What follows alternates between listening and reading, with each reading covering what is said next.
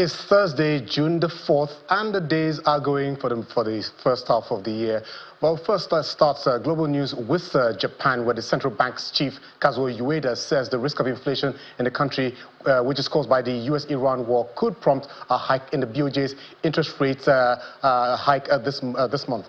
In a speech delivered on Wednesday, Ueda characterized the persistently high crude oil prices stemming from the development in the Middle East as having an impact comparable to the significant oil price increases so Japan's economy faced in the past. Now, if the BOJ decides on a rate hike, the policy interest rate is expected to rise from about 0.75% to roughly 1%, and this would mark the highest level in about 30 years. Now, Japan's central bank will hold its two-day monetary policy meeting on June the 15th and 16th.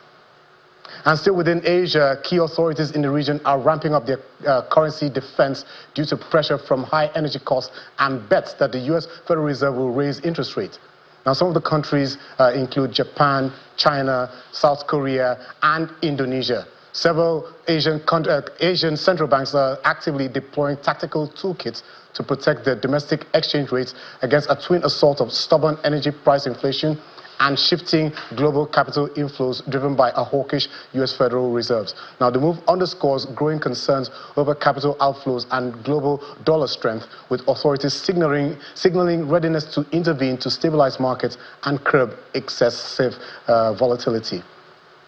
Now, in an effort to curb its reliance on US tech companies, the European Technological Sovereignty Package has unveiled a technology package that seeks to bolster cloud and AI sovereignty, as well as strengthen the EU's semiconductor industry. Now, the move to boost the EU's technological ecosystem comes as leaders grapple with the EU's dependence on outside technology suppliers, especially as computer demand accelerates amid rising AI use. Now, the EU's Technology Sovereignty Package also marks a continuation of its AI Continent Action Plan, which aims to build out AI computing infrastructure across the European continent.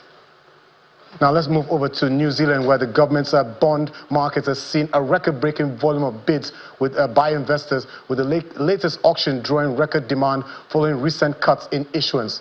Now, the surge in investor interest follows the release of the Budget Economic and Fiscal Update BEFU 2026 on May the 28th, where the Treasury announced a $6 billion New Zealand dollar reduction in the forecast government bond program through 2030. At the same time, the strong subscription level highlights a renewed confidence in sovereign debt, even as supply tightens, with investors competing aggressively for limited paper amid global yield expectations and stable domestic monetary conditions.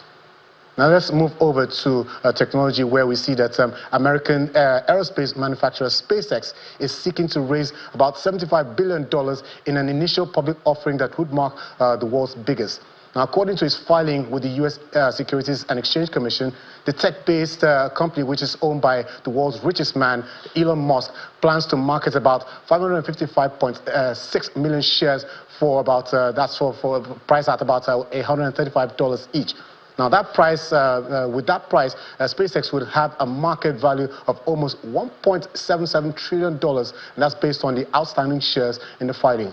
And the company's investor roadshow begins today, June the 4th, while the IPO pricing date is scheduled for next week, June the 11th, with public trading debut expected to begin on June the 12th.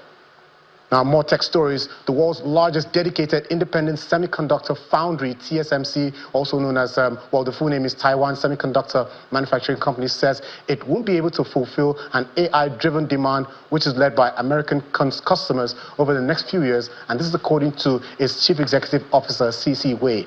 His comments suggest that production capacity remains a key bottleneck in the build-out of global computing infrastructure. However, Taiwan's largest company, which makes the majority of the world's advanced semiconductor for AI, says it will refrain from initiating the sort of abrupt price hikes that shook up the memory chip semiconductor. So now, TSMC is racing to expand at a time customers from NVIDIA to Broadcom Incorporated are vying for access to its cutting-edge facilities. And finally, on global news, the British competition watchdog says online publishers and news organizations are now able to block their content from appearing in Google's AI summaries in the UK search results. Now, the Competition and Markets Authority, CMA, says the new requirement would put publishers like news organizations in a stronger position to negotiate content deals with Google. Many foreign media organizations say the decision is a significant step towards leveling the playing field and building a fair, transparent digital economy where premium content is properly respected and fairly compensated. That's Global News for Thursday. I'll see you on Friday.